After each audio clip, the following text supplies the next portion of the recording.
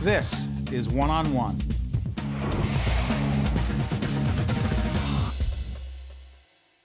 Todd Forrest is Arthur Ross Vice President for Horticulture and Living Collections at the New York Botanical Garden. Good to see you. Hey, thanks for having me. Todd Forrest, your real name? It is my real name. People often ask me if I changed it, and I said no, but I'm thinking of it. That is a great name. It is. And it works here well. You grew up in Short Hills, New Jersey. I did. All right. There is a mall there. There is a mall there. All right, but what's fascinating to me is that in doing the research for the show, there weren't any role models for you to go into horticulture. There were other folks into corporate America, let's say. Yeah. So where does this interest come from? Horticulture. I really think that it began just like it does for many young kids, digging around in the backyard, which to me seemed like an endless universe of excitement.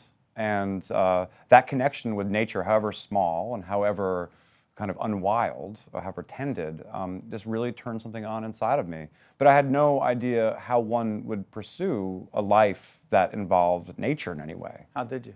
I just followed my passion. I often say I followed the path of least resistance. I never thought that I should do something. I always tried to find the thing that I was passionate about doing.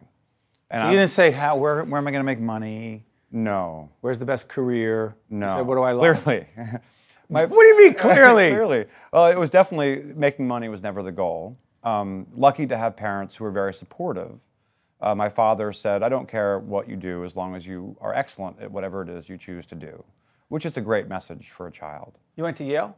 I did for graduate school. Wow, you couldn't get into a really good school? Yeah, exactly. It's the only school that would have me. I went to Rutgers. It's, the other Ivy League It's a much school? older school, yeah, exactly. Yeah, It's right. the Queens College. Exactly. That's what we used to call Queens College. Yeah. So how do you get the New York Botanical Garden, right? For those who don't know, they've heard of it, but they don't really know what it is. What is it? It is a little oasis, a little slice of paradise in New York City. 250 acres, a National Historic Landmark landscape. It was chosen, the site for the garden was chosen in the 19th century. Gorgeous. Yeah, it's amazing. It's this great combination of wild nature. There's a 50-acre old-growth forest. It's never been cut, never been cleared. And the garden was built around that. And so around that incredible forest, which even in the 19th century was celebrated, are the Rose Garden, the Rock Garden, the Conservatory, these examples of art and nature combined together. So if you've never been, whether you're from New York City, by the way?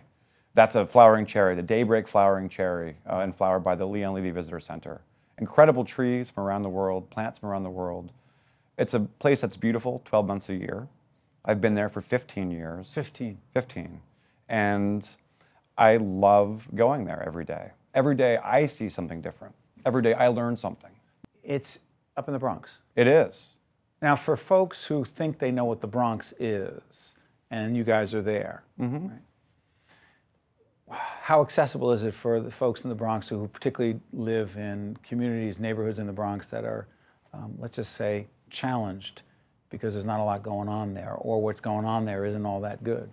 How do they get there? Well, the garden is incredibly easy to get to for our neighbors or for anyone who's in New York City.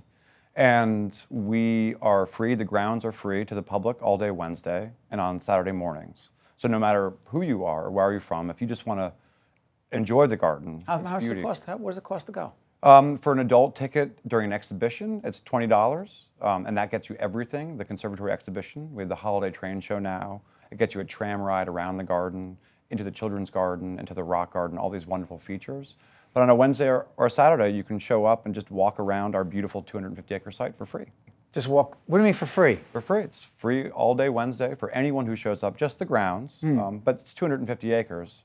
I spent 15 years there, and I still haven't explored the entire landscape. When you decided that you wanted to do this, right, you wanted to go into this field, when you said, I don't know whether you were in Short Hills, New Jersey, or where you were at the time, you said, I want to do this. I want to pursue this. What kind of reaction did you get from most of those closest to you? The people who knew me well weren't at all surprised. You know, when I was a teenager growing up in Short Hills, New Jersey, I would ride my bike to the Great Swamp, which is this wonderful kind of magical place out in Morris County, New Jersey. And it was quite a long bike ride for a teenager from Short Hills to the Great Swamp.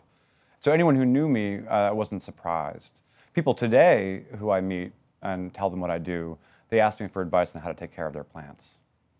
What do you mean? They say, you know, I have this tree in my backyard and it has this thing going on with it. And do you have any idea? Or, oh, I have this plant. It's this house plant and it's green. It's got flowers. You know what it is? So people love to engage with plants and gardens. It's a wonderfully democratic thing. Democratic. Everybody can enjoy the beauty of nature. And everybody who tries can derive satisfaction from growing a plant successfully, whether it's a house plant on their windowsill in an apartment in the Bronx, whether it's a vegetable garden, whether it's a beautiful tree, whether it's roses. Everybody can derive, and I think it's because there's this fundamental connection to nature, to this sort of great, mysterious, powerful force that you gain by sort of stepping into that flow and really understanding this other living thing. Someone says, well, you know, you look right behind us here in the heart of Manhattan, right? And I see trees. You see trees, right? Yeah. There are some trees out here, but someone says, oh, we're in a concrete jungle. Yeah. Right? Someone says, well, I live in the city. You know, I grew up in a place where there weren't a lot of trees, let's just say. It was Newark, New Jersey, right? Yeah. You know, I would say that Short Hills was 15 miles away, but it might have as well been 500 miles away because, you know, you were pretty far away. Very far away. Right? And I don't know how many people from Short Hills used to come to our neighborhood. Used to go to Branchbrook Park all the time. Branchbrook Park? Trees. Now, who was the designer? Who was the person who built Branchbrook Park, designed it and made it happen? That's an excellent question. I would assume Olmsted. Olmsted. And what else did Olmsted put together? Of course, Central Park, See? Prospect Park. You are good. Yeah.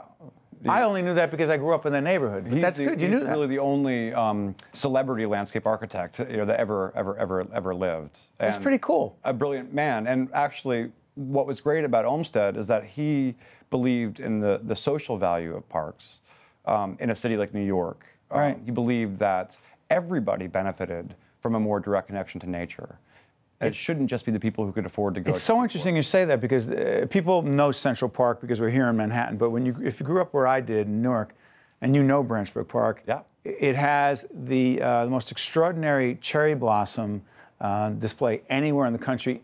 I would say it would go head to head against Washington, D.C. But my point is, for those of us who didn't grow up with a lot financially, Branchbrook Park was everything for us. Yeah. And so I'm just thinking, going back to my question, concrete jungle. For those who say, listen, I'm in New York because I want to be in the city. I want to be by the subway. I want to be by the concrete. And you say, up there, what? We have true wilderness. I ran into a person. One of the great pleasures of my job is that I run into visitors who have come to the garden, many from New York, but many from around the world. And one day, I have a golf cart because it's a big place and I have to get around. And there was a woman walking back towards the train station, towards the Metro North train station, which is 22 minutes from Grand Central. So easy to get there. And so as I offer her a ride and I ask her where she's from, and she's from, I think, Brooklyn, where now everyone seems to be from. I said, oh, why did you come out to the New York Botanical Garden? Are you a gardener? Are you an artist? Or do you love plants? She said, it's the best air in New York City. The best air? The best air. It's the cleanest air in New York City. And I had never thought of that. But of course, here are all these grand old trees just churning out oxygen. And there's one value to a green space in the city. But of course, the other value is, we are a cultural institution, like the Metropolitan Museum of Art, like the American Museum of Natural History. We were founded to help New York become a more civilized place, a more refined place. And you can come to the garden and learn literally anything about plants. Well, I'll tell you what, we appreciate you coming in, Todd, and your name is perfect for you, and I don't want you, none of us want you to change it, okay? Okay. Thank you, Todd. Thank you very much. Great stuff. That was fun. One-on-One with Steve Adubato has been a production of the Caucus Educational Corporation, celebrating 25 years of broadcast excellence in partnership with St. Joseph's Healthcare System. Funding has been provided by Barnabas Health, Berkeley College, the law firm of Gibbons PC, United Water, Wells Fargo, Verizon Communications, and by New Jersey Natural Gas. Transportation provided by Airbrook Limousine, serving the metropolitan New York, New Jersey area. One-on-One with Steve Adubato has been made possible in part by the Adler Aphasia Center.